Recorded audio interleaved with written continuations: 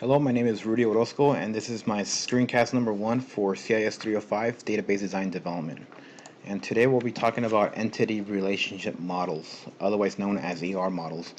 And here we'll be talking about the entities, attributes, and relationships that are involved in the making of these ER models. Here is a good example. One here is just like you have basically a doctor's office, basically, where you have a doctor with his employee ID and patient and room, and all these separate pieces of information are all used to make this ER diagram. Specifically, when we talk about entities, we're talking about a person, place, event, or an object. And entities are broken down into entity types, and they're basically templates that are used to create instances of each template, and they all contain their own unique identifier, which is required basically, and for each one to be somewhat unique. And an entity instance, basically, when you create one, it's a particular type of entity. And the example I want to use is customer, for example. Customer has his own properties like customer ID, customer name, customer contact, and you can actually create multiple instances of customer with their own separate customer ID as an identifier.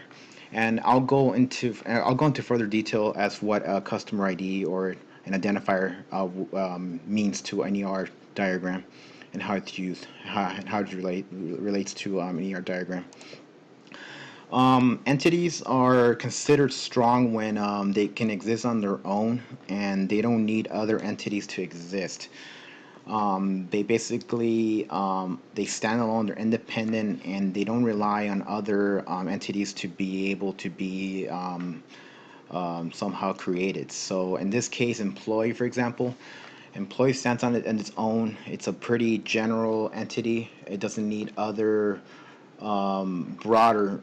You can't get any more general than employee, basically, in this case. But the one thing you understand about a strong entity, that it has a unique identifier. In this case, employee ID.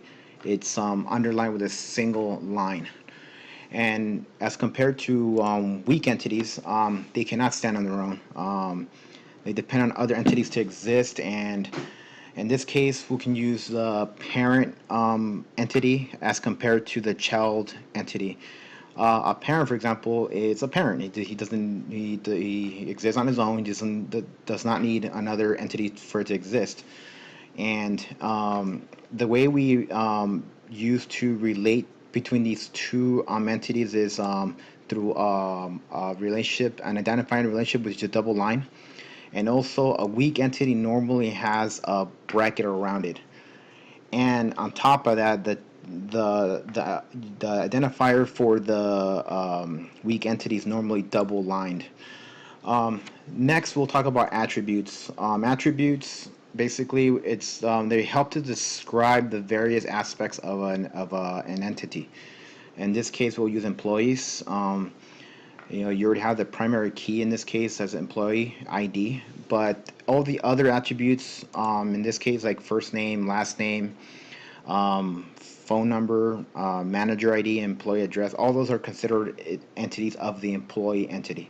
So they're basically characteristics, or properties that help identify what an employee, what's within the employee entity.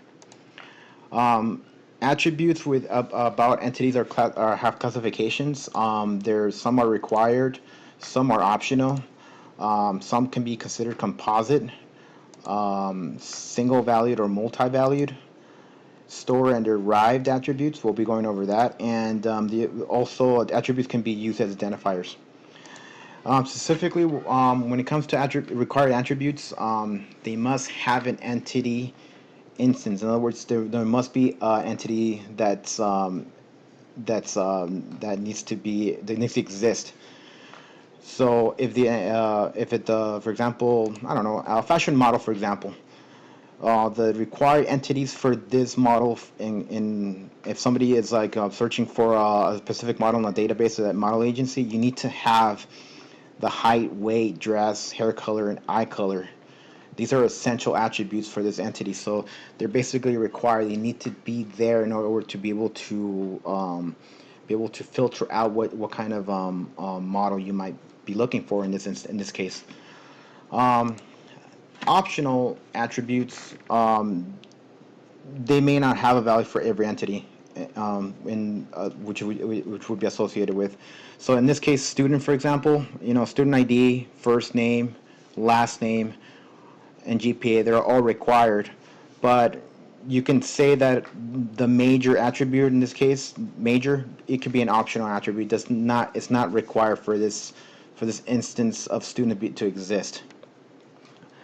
And then composite attributes. They're basically attributes that can be further broken down to multiple components, and they're somewhat autonomic and composite in nature. So in other words, address, for example, would be considered a component attribute of this employee entity, and its attribute address, it can be broken down into various parts of the address, whether it be the street address, the city, the state, and the zip code. So they basically get broken down into their own separate own attributes, and they can stand on their own. Next, we'll talk about identifier attributes. As I mentioned earlier, identifier attributes are it's what uniquely identifies an entity or an entity instance. So here you have 4 employees, and they all have the employee ID attribute. So these are considered attributes, and they're, of course, like I spoke earlier, they're underlined, and these unique identifiers are what help basically identify each instance of each employee. So without a unique identifier, you would not be able to tell apart various employees, and within a database. So you need something to help distinguish each one of them and make it their own. All right, and then next we'll talk about multi-value attributes. Multi-value attributes, basically, they're denoted by a bracket, and in this case, we'll use like an employee skill, for example. An employee could have multiple skills. He could have I don't know. I work in wholesale distributorship, so I mean, an employee or where I work at could possibly have forklift experience. He might know how to use an electric pallet jack. He might have computer proficiencies, like being able to type 40 minutes per 40 hours 40 words per minute. Things like that. Basically, just have multiple skills, and basically it's compared to like just like first name. That's basically what would be considered a single value or a single value attribute, because there's nothing else you can talk about beyond first name. First name is first name. So a skill could be basically multiple items of skill. Employee can have multiple skills, basically. Okay, so moving on.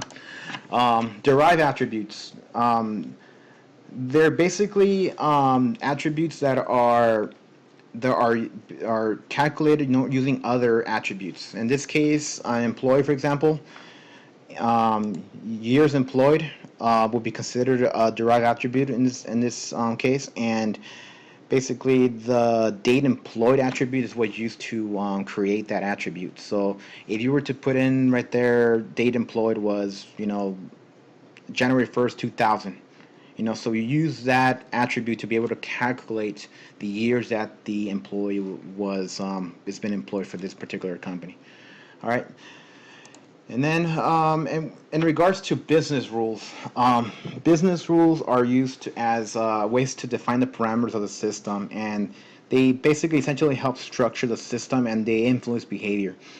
So business rules, when you're creating a database system, is you're basically trying to identify the structure of the system, and making sure that certain things are not being done, or they're being done, or you have to basically identify the goal of the system and what the system needs to have in order for it to be have some kind of business value to the company.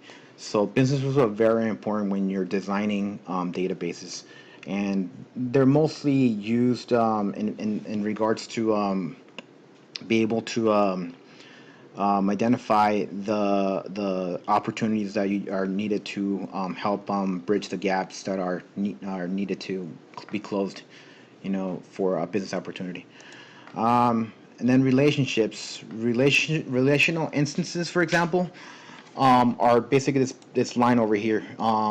The line, which it stands for be enrolled, and they're used to basically help bridge student and course, and that's what you call a relationship, and also otherwise known as a relational instance. In this case, like I mentioned, student ID and course. That's nothing too tough about that to get to know. And then when it comes to relationships, there's various degrees of relationships. The first one I can talk about is unary relationship, which is it's a case where various instances of a specific entity are basically relates to itself. So a person may be married to another person, and that would be considered a one-to-one relationship. Relationship, and they're basically they're used to identify to identify the relationship within the same type of entity. And a binary relationship is used to it's when you have two separate types of entities being are basically related to each other. So in this case, department is related to an employee. So a department might have many employees. So you have two separate types of entities here, and that's what you would consider a binary relationship. Next, ternary, which is one of the least common ones. This one is basically it's when you have three or more entities that, and they have a separate entity that's basically creates a relationship within all three of them in some way. So a participation in this case would be considered the table for the course offering, person, and role entities, and basically they all have relationships that are connected to participation. So a ternary relationship all basically contribute a relationship to each other. And then cardinality. Cardinality in database design is basically denoted by the crow's foot notation. And when you're talking about minimum and maximum cardinality, the first one that's normally used is the 0 or 1 and symbol right here, which is the double line, meaning that it's minimum 1 at the very least, required 1, 1 or 0 basically. The next one is the 1 and only 1. In this case, it's minimum 1, but it also could be many. And then next one is 1 or many. In this case, it could be 1 or many or none. And then finally, 0 or 1 or many. In this case, it could be 0, it could be 1, or it could be many. And that's basically how it's denoted in database design. And then finally, relationships, associative entities. An associative entity is basically it's an entity type that's associated with other instances, and they all contain attributes from each other. And in this case, the associative entity in this case would be employee skill. Employee skill has attributes from employee and skill. In this case, it has employee ID and it has skill ID. And this is what you would use to create an associative entity. Okay, and that's basically it. Thank you very much.